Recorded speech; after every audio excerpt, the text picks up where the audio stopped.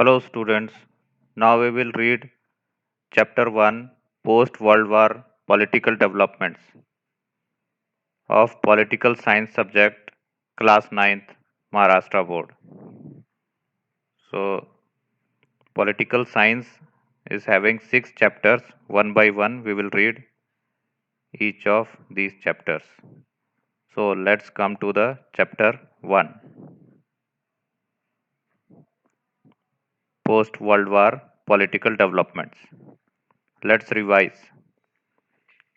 In the civics textbooks, till now, we have studied local self government institutions, India's constitution, and our political system or governmental structure.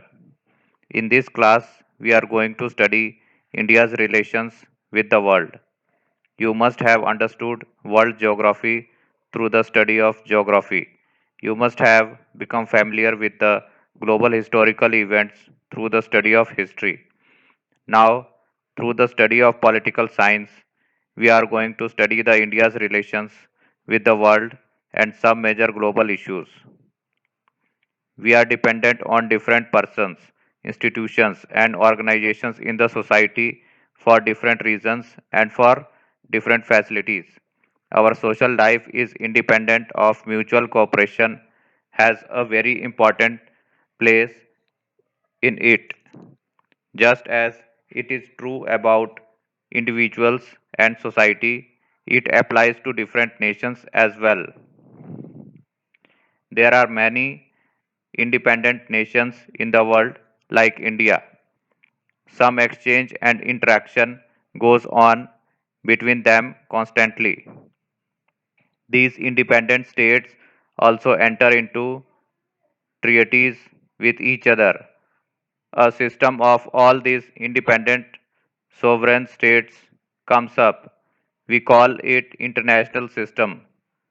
Let us get to know some features of this international system. Interdependence. All the countries of the world are dependent on each other for one reason or the other. However big, prosperous, or developed a nation may be, it can never be self sufficient about all its needs. Even big nations have to depend upon other big and small nations. Thus, interdependence is an important feature of the international system, that is, today's global system. I wonder what is the difference between the interdependence between individuals and that between nations?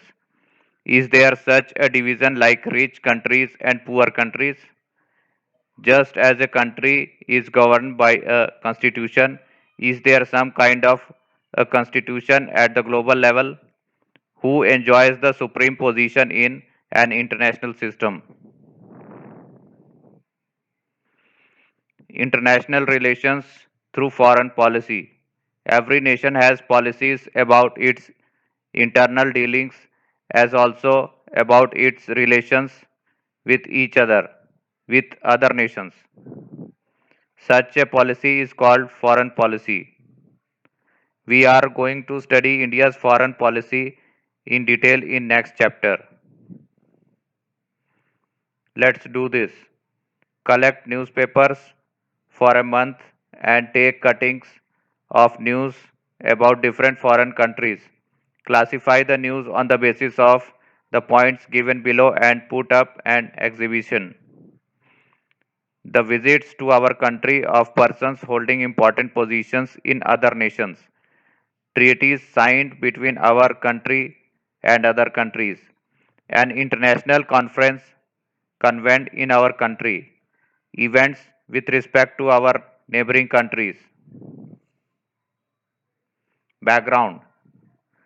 The world in which we live today has been shaped through many events and developments. Hence, we need to go back to history in order to understand today's world. We know that two world wars were fought in the last century. These were the most important events in the world in that century. The world completely changed because of them. New currents of thought emerged. Let us understand what else happened due to these world wars. First World War. The First World War was fought between 1914 and 1918. Major countries of Europe took part in it.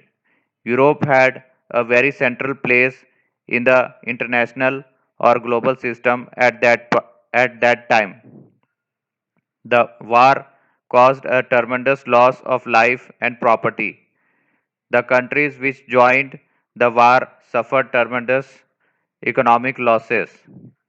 Even the countries which did not join the war were impacted by the war. The economies of the victorious as well as the losing countries collapsed. Countries involved in the First World War: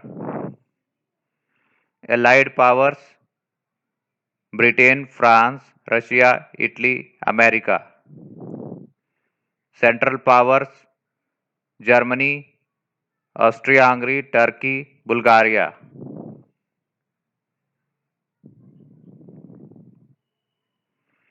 At the end of the First World War, all the nations felt that such a war should not happen again and some measures need to be taken to achieve that end. An international organization called the League of Nations was established out of this thinking.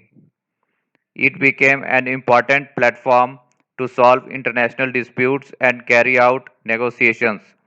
The main responsibility of the League of Nations was understood be to avoid war. After the First World War, major changes came about in Europe and outside Europe. For example, earlier empires in Europe and new nations came into being.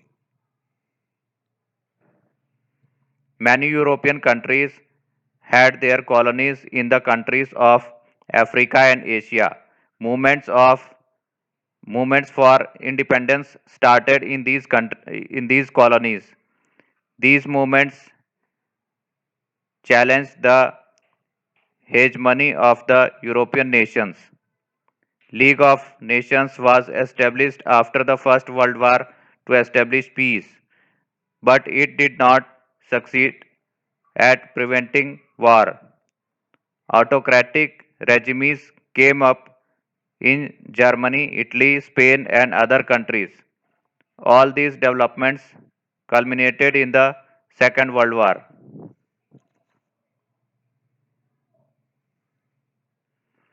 Indian soldiers on a battlefield in the First World War. Think and write. The autocratic dictatorial regime of Hitler came up in Germany. What would have happened had the democratic traditions been strong in Germany? What precautions should we take in order to prevent the rise of autocratic regimes? What is your opinion? The League of Nations was established to prevent war, but it failed to avoid war. What measures should the League have taken to prevent war? Second World War. The Second World War was fought between 1939 and 1945. It proved to be far more destructive than the First World War. Not only was it more widespread compared to the First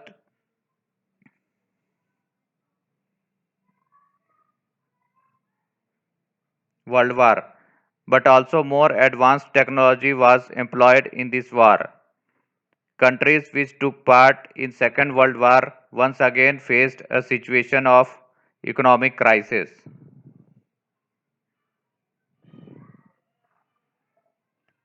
This is the map of world political major countries.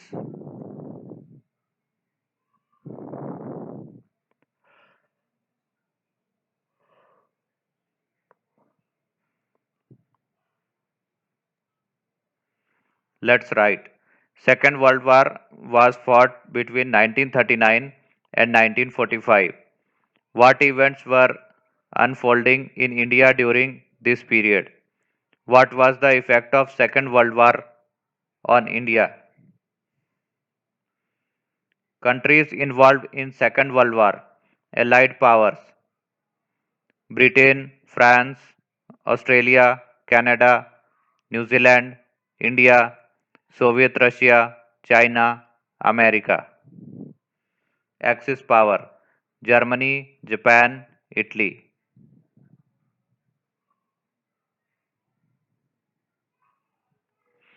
America played a major role in Second World War. It had manufactured nuclear weapons. In order to end the war, it dropped two nuclear weapons on two cities of Japan, Hiroshima and Nagasaki, on 6th and 9th August 1945. The Second World War ended with the defeat of Germany in Europe and of Japan in Asia. Among the many events that took place in the world after the Second World War was the beginning of the Cold War. 1945 to 1991 is the long period of the Cold War. Let us take stock of new changes in this period. Cold War. America and the Soviet Russia, who were allies in the Second World War, became competitors as soon as the war got over. The cooperation between them gave way to rivalry. This rivalry occupied a period of 40 to 45 of international politics. There was no open war between these two countries, but there was such tension in their relations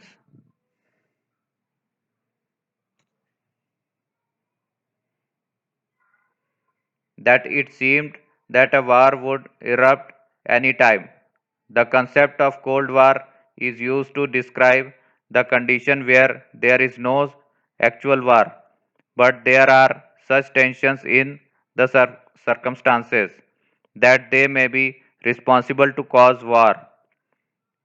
In this period, America was already a superpower, but the Soviet Russia also tried to become a superpower by making nuclear weapons and by increasing its military might. The struggle for power arms race differences in ideologies, attitude of checkmating each other by strategies and counter strategies gave rise to the Cold War. Effects of the Cold War. Creation of military organizations. During the Cold War, both the superpowers created military organizations. The respective superpowers took up the responsibility of the security of the countries joining the military organizations led by them. NATO, North Atlantic Treaty Organization, was a military organization under the dominance of America, while the Warsaw Pact was a military organization under the command of the Soviet Russia.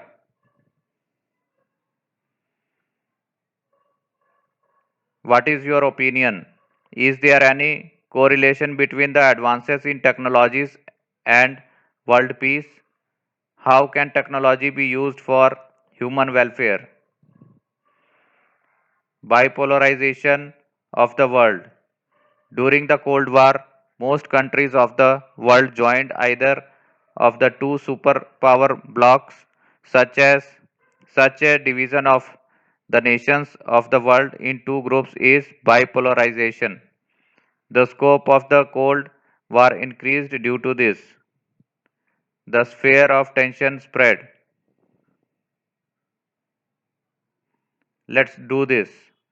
The Cuban Missile Crisis 1962 was an important event in the Cold War period. Find out more about this event.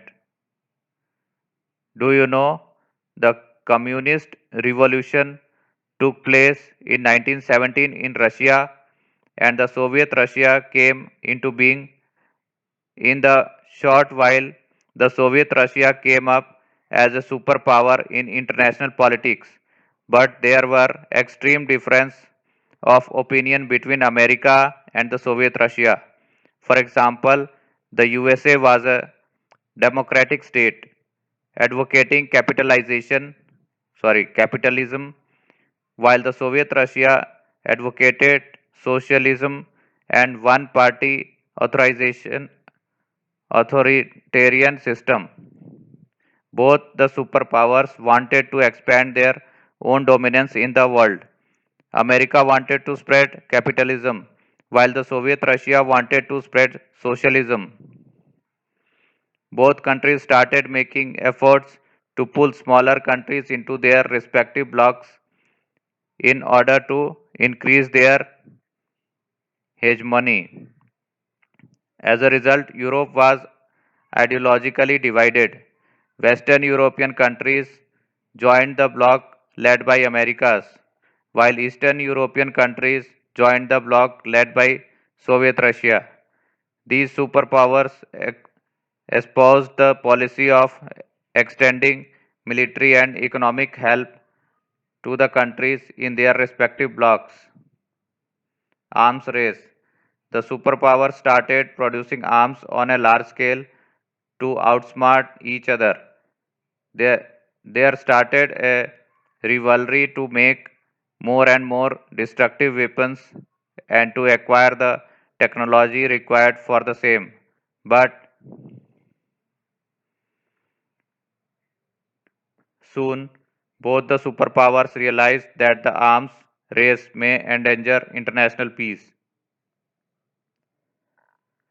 Hence, efforts towards arms control and disarmament also happened during this period. Creation of regional organizations. Developing nations created regional organizations at the regional level in order to ensure mutual cooperation in the context of the superpower rivalry. The, they felt that economic development was more important. European countries came together and formed the European Economic Community, while the Southeast Asian countries, Singapore, Thailand, Malaysia, Indonesia, Philippines, etc., established the Association of Southeast Asian Nations, ASEAN. Non alignment. In the period of the Cold War, while the world was becoming bipolar, there were some countries which did not want to join the superpower rivalry.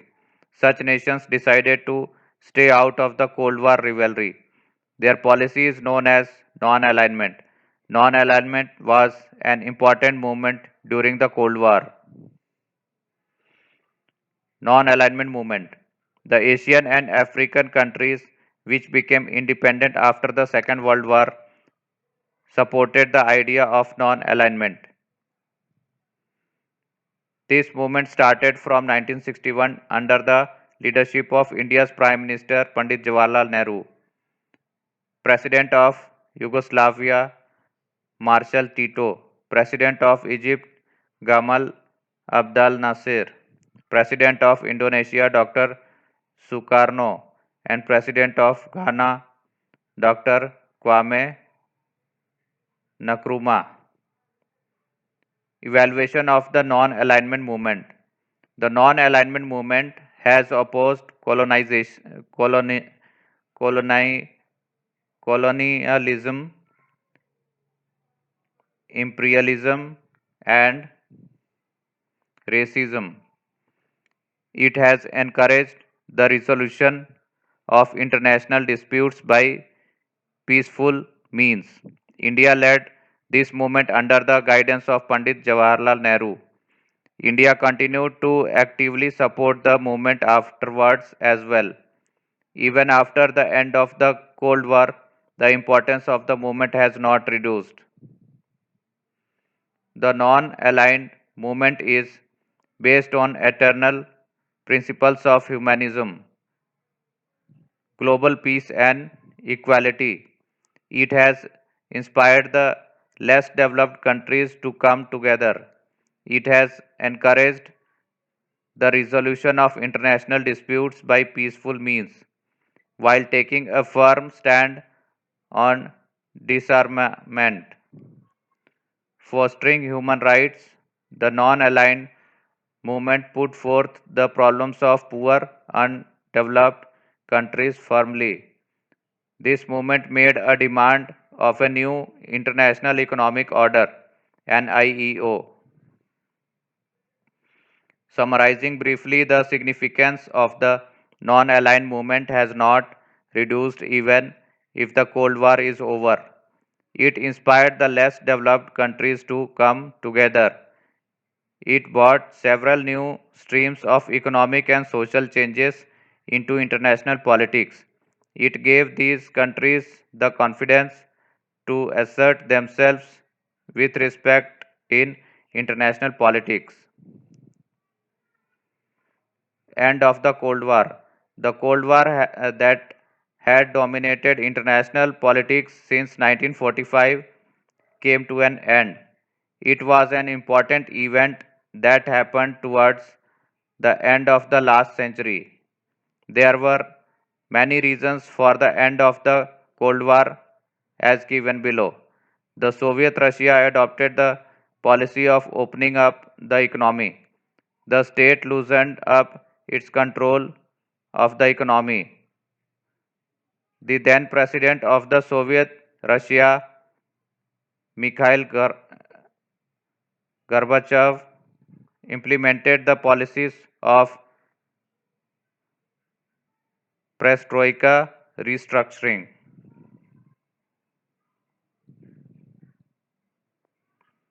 and glasnost openness. Due to these policies, the control over the media reduced. Important changes took place in political and economic spheres. That is, these spheres were restructured. This gave impetus to democracy. As the East European countries, under the influence of the Soviet Russia, adopted the capitalist and democratic paths, the regimes there changed. Fourth, the Soviet Russia disintegrated and several new nations were created out of it. Russia was the biggest country in the former Soviet Russia. Why so? NATO still exists, but its nature is no longer military. Find out the countries that are members of NATO. Suggest a word. When there is only one superpower and several countries are dependent upon it, such an international system is called a unipolar system. The division of nations between two superpowers is called bipolarization. When many countries emerge as superpowers in the international system, what can that system be called?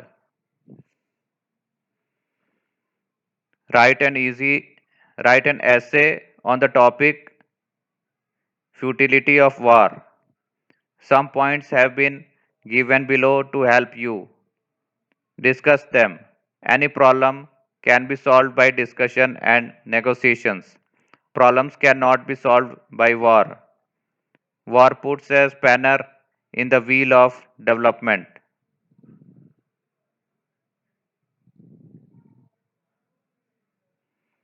Post Cold War world.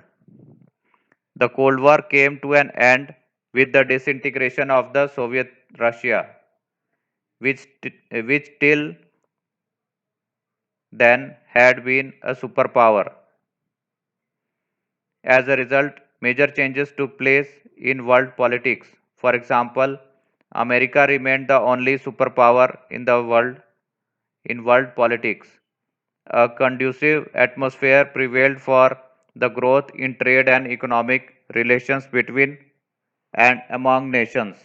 Capital, labor market, and information circulated throughout the world. Ideas spread freely as well.